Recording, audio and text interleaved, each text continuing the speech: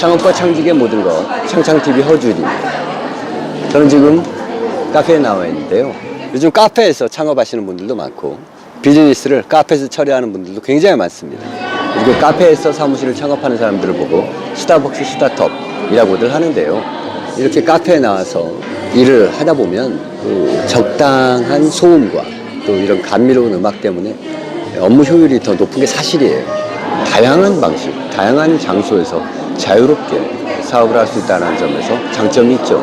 스타트업들, 공간이라든지 장소에 대해서 관심이 많습니다. 더 쾌적하고 더 업무 효율이 높은 공간에서 사업을 시작하는 건 상당히 중요한 부분이죠. 그런 측면에서 오늘은 어떤 장소에서 사업을 시작해야 할지 오늘 그 얘기를 나눠보도록 하겠습니다. 첫 번째, 코워킹 스페이스. 두 번째, 대학이나 비즈니스 센터. 세 번째, 어느 지역에서 창업할 것인가.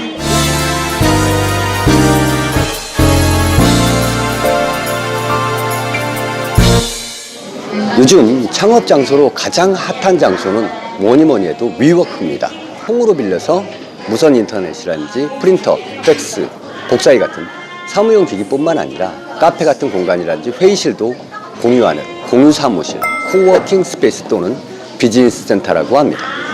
그중에 대표적인 위워크는요, 세계 최대의 비즈니스 코워킹 스페이스입니다. 공유 오피스 스타트업인데요. 창업 8년 만에 기업 가치 200불을 넘겼고요.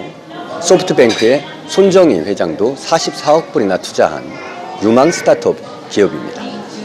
2016년 8월에 서울 서초구에 1호점을 냈고요. 2년 남짓한 기간 동안 우리나라에 10개 점 이상을 늘렸습니다. 서울스퀘어, 종로타워 같은 랜드마크 빌딩에 입점하면서 크게 주목을 받았는데요. 스타트업이라든지 프리랜서뿐만 아니라 변호사 같은 전문직 종사자, 그리고 대기업까지도 많이 입주를 하고 있다고 합니다. 전체 매출의 30% 이상을 대기업이 책임지고 있다고 하네요. 위워크는 공간이 플랫폼, 네트워크가 기회라는 데 집중을 해서 사세를 상당히 넓혀가고 있습니다. 이런 공유 오피스는 위워크뿐만 아니라 패스트5, 스파크 플러스 등이 있는데요.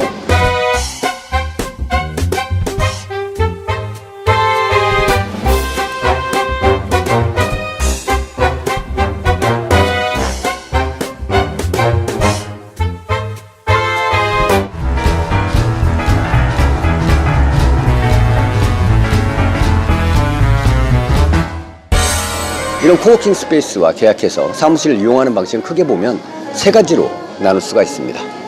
첫 번째는 자유석이에요. 오픈 스페이스. 그러니까 넓은 카페 같은 공간에서 자기가 원하는 자리에 아무데나 앉아서 쓸 수 있는 건데요. 한 달에 20만 원대에서 40만 원대까지 다양하게 있습니다. 그리고 두 번째는 지정석 개념입니다. 그 넓은 오픈 스페이스 중에서 한 개의 자리를 지정받아 가지고 쓰는 건데요. 한 달에 대략 40만 원 내외의 이용료를 내게 됩니다. 그리고 세 번째는 프라이빗 스페이스, 그러니까 이제 자기 사무실 공간, 룸을 받는 겁니다. 1인석 기준으로 해서 한 달에 4, 50만 원에서 많게는 7, 80만 원을 받는 곳도 있습니다. 10여 년 전에 시작한 르호봇 비즈니스 센터라는 게 있는데요. 최근에 이런 코워킹 스페이스보다는 비용이 더 좀 저렴합니다.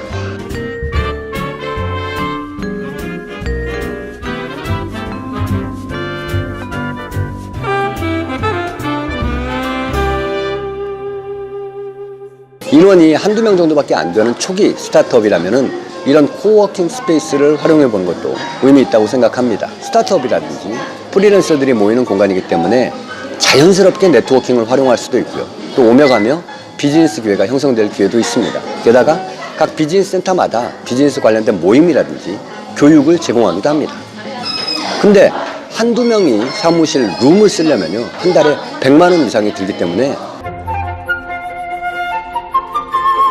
현실적으로 초기에 스타트업에게는 상당히 부담이 되는 게 사실이에요. 다음으로 창업 공간을 활용할 수 있는 건 전국적으로 대부분의 대학들은 창업보육센터, 그러니까 BI 센터를 운영하고 있는데요. BI 센터는 공간 임대 서비스도 제공을 하고 있습니다. 코워킹 스페이스에 비하면 훨씬 저렴할 뿐만 아니라 산학협력단에서 제공하는 다양한 교육들, 멘토링도 있고요. 컨설팅도 받아볼 수가 있습니다. 뿐만 아니라 창업 패키지, 창업 맞춤형 사업 같은 다양한 창업진흥원의 지원 사업에 접근성까지도 갖는다는 점에서 큰 장점이 있죠. 원한다고 아무나 입주할 수 있는 게 아닙니다. 공간도 한정적이고 특정 시기에 접수를 하기 때문에 입점 업체가 나가야지 신규 입주자를 뽑기 마련입니다. 자리를 구하기 힘든 게 사실이에요. 이제 마지막으로 창업 공간으로 고려해 볼 만한 것은 지자체라든지 공공기관에서 제공하는 비즈니스 공간입니다. 제가 종종 강의 때문에 가보면 굉장히 좋은 시설에 거의 무료로 비즈니스 공간을 제공하는 지자체를 본 적이 있는데요. 특히 경기도권의 지자체들은 지역별로 비즈니스 센터를 상당히 훌륭하게 운영하고 있는 곳이 많습니다. 그 밖에도 투자와 관련된 기관들, 은행권 청년창업재단, 디캠프라든지 스타트업 얼라이언스, 그리고 마루 180 이런 엑셀러레이터 관련 오피스 공간들도 있습니다. 이런 공간들은 비용도 비용이지만 자체 제공하는 프로그램이 상당히 우수하고요.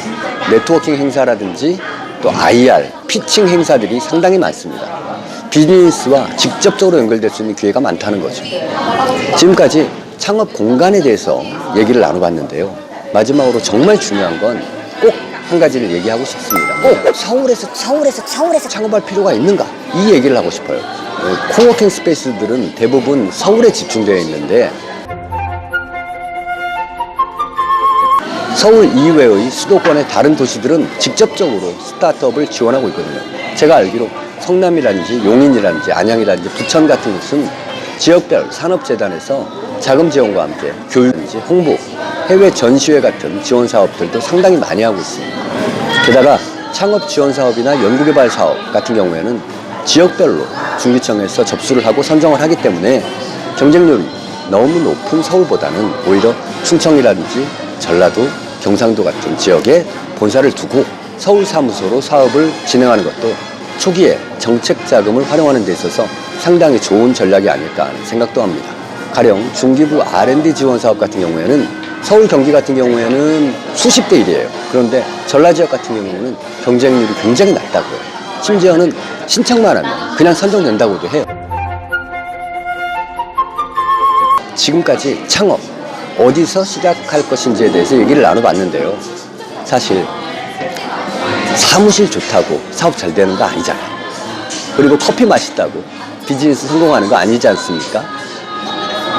초기에 운영 자금을 최소화하면서 정책적인 지원을 최대한 활용할 수 있도록 다양한 비즈니스 공간 지원 사업을 적극적으로 활용하시면 초기에 안정적으로 사업을 시작하면서 성공에 가까워질 수 있을 거라고 생각합니다.